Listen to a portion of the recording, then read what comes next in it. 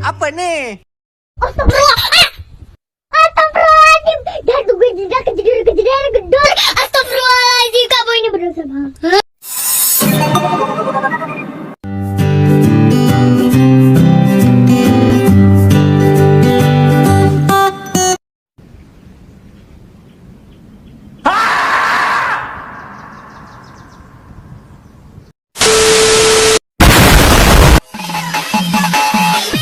Kamu nanya.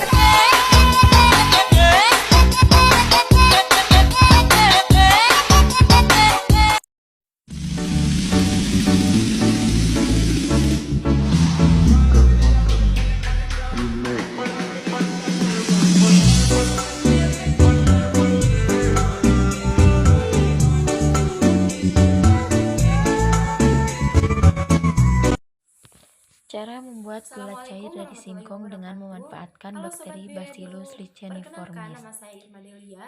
Saya dari kelas 2B. Seperti yang kita ketahui, Indonesia kaya akan hasil alam yang dapat dimanfaatkan untuk memenuhi kebutuhan masyarakatnya.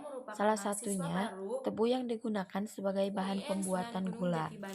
Gula tidak dapat dipisahkan dari kebutuhan pangan masyarakat dari dalam kehidupan sehari-hari.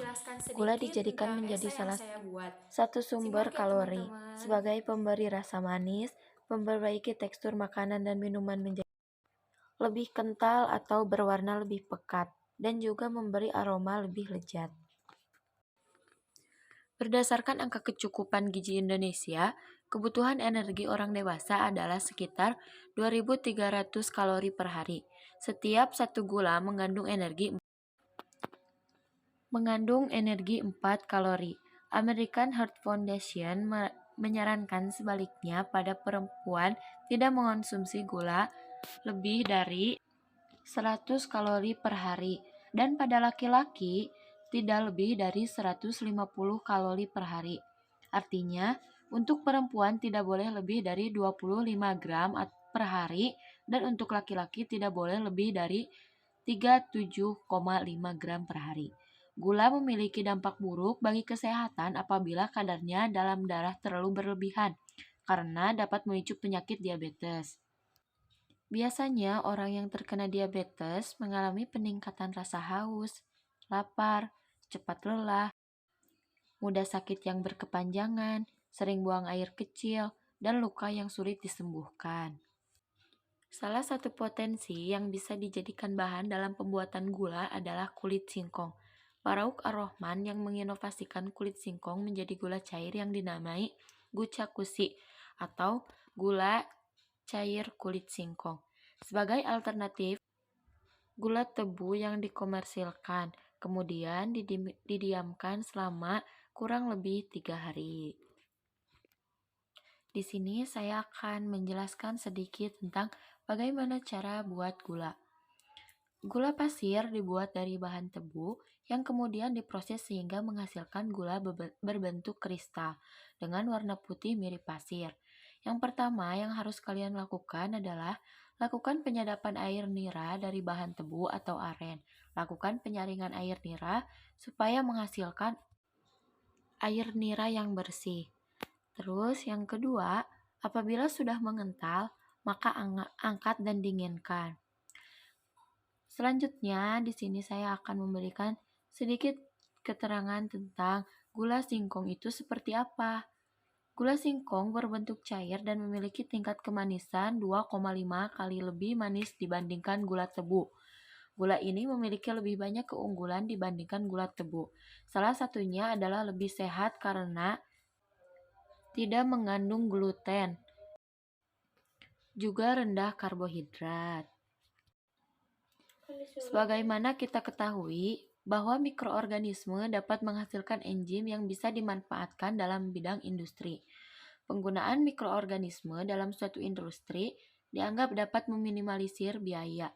Suatu isolat mikroorganisme dapat digunakan secara berkali-kali. Cukup dengan pembelian isolat di awal dan kemudian dapat diremajakan kembali dengan dibuat.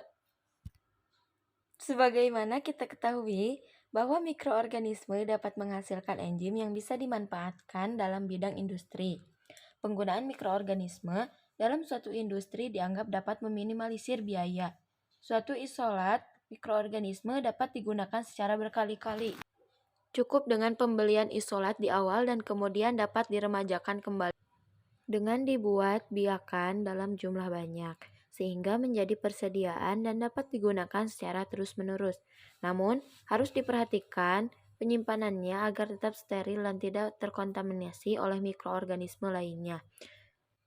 Mikroorganisme yang akan digunakan dalam pembuatan gula cair ini yaitu bakteri Bacillus licheniformis. Bakteri licheniformis merupakan salah satu bakteri yang dapat menghasilkan enzim amilase yang akan memecah pati menjadi glukosa. Dan yang terakhir, kesimpulan, hasil pembuatan gula cair kulit singkong dengan memanfaatkan bakteri licheniformis memperoleh data yaitu dari 500 gram kulit singkong menghasilkan gula cair kulit singkong sebanyak 60 ml. Kadar gula menunjukkan adanya kenaikan kadar gula pada gula cair kulit singkong sebelum diberi suspensi bakteri licheniformis yaitu 0,16%. Dengan sesudah diberi suspensi bakteri licheniformis yaitu 3,54%. Uji kandungan kalori menunjukkan bahwa gula cair kulit singkong mengandung kalori 113 kalori per 100 gram.